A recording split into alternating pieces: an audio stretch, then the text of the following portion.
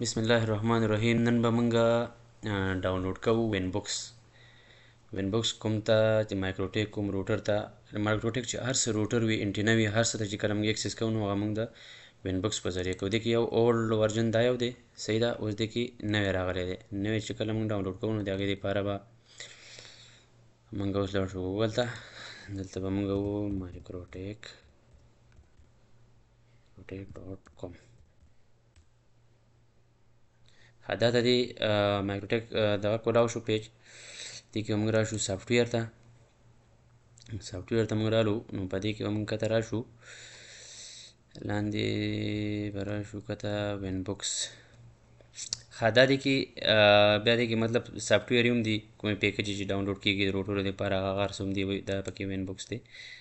په دې به کلیک کوو او کته چې دا دې کې نوی ورژن دی. زوړ چې دی هغه د اول چې ما کوم تاسو ته شو کړو نو دا یو دی. دا وینبوکس راغی دې ځای نه موږ دا 64 بیټ والا ډاونلوډ کو. دا چې کله ډاونلوډ شو وینبوکس داسې ډاونلوډ شو.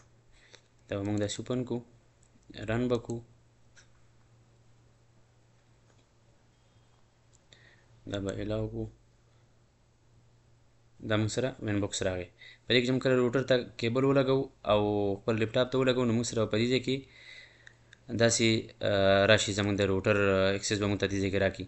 مطلب پای پای معنی کوي. دا ګوره ما په زه پای پای سلیکټ کوم دلته دا ګورئ آی پی شو شوه. په میک ایډرس سلیکټ کوم دلته میک ایډرس شو نو زه پای پی سلیکټ کوم دې ځای کې ورته پاسورډ ورکړي. زه د خپل پاسورډ ورکوم کنیکټ باندې وړو. دا زما روټر کنیکټ شو.